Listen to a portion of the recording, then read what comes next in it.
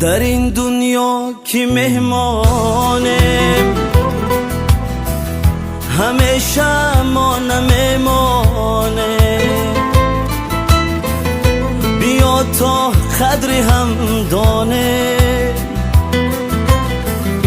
غنیمت خش دانه دوست.